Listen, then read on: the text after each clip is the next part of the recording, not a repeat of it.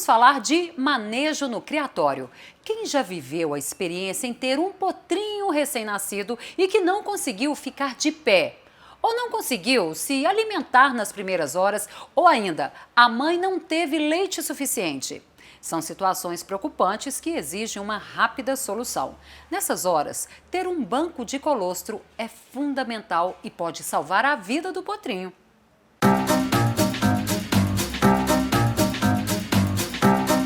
Quando o assunto é potro, um tema sempre vem à tona: o processo de imunidade passiva. Ele está diretamente relacionado ao colostro, primeiro leite secretado pela égua após o parto. O colostro, ele é a primeira fonte de proteção do sistema imune do potro.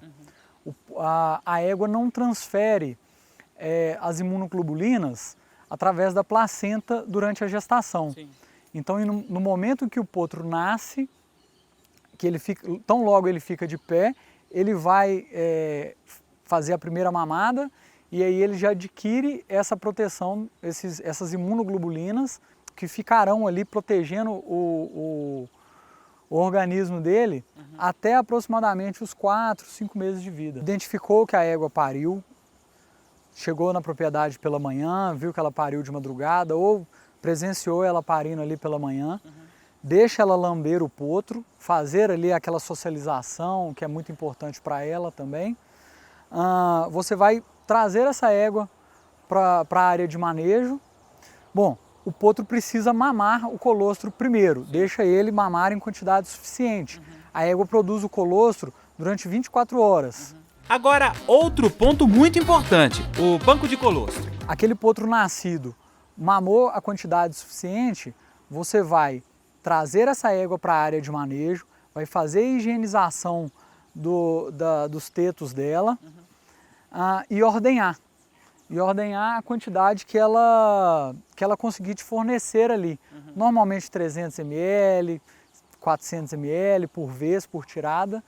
E aí você pode tirar ao longo dessas 24 horas mais quantidades, né? Claro que sem prejudicar a quantidade fornecida para o potro nascido. Sim, sim.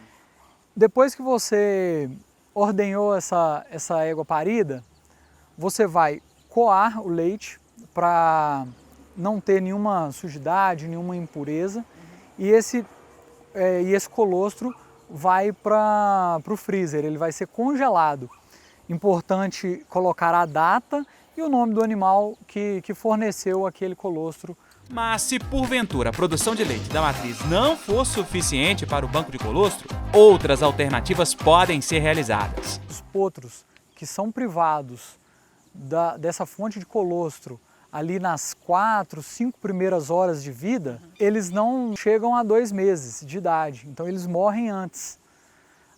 É importante, se a pessoa não tiver um banco de colostro formado, e aí a quantidade ideal para um potro de 50 quilos é aproximadamente 1,5 litro, 2 litros, dentro desse prazo de 4 horas, a outra opção que a gente tem é da administração do plasma hiperimune, sim, que são as imunoglobulinas direto na veia.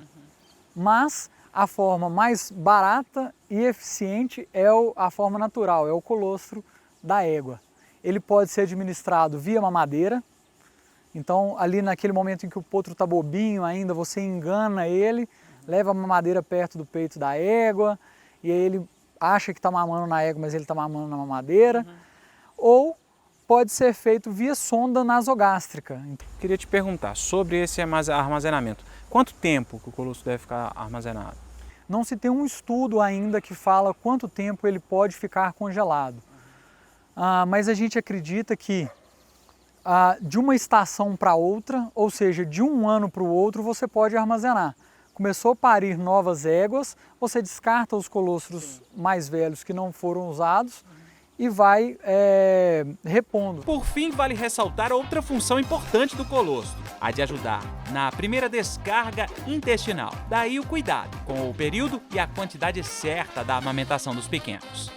A partir do momento em que o potro nasceu, dentro das 4 primeiras horas de vida, é que ele tem a maior absorção das imunoglobulinas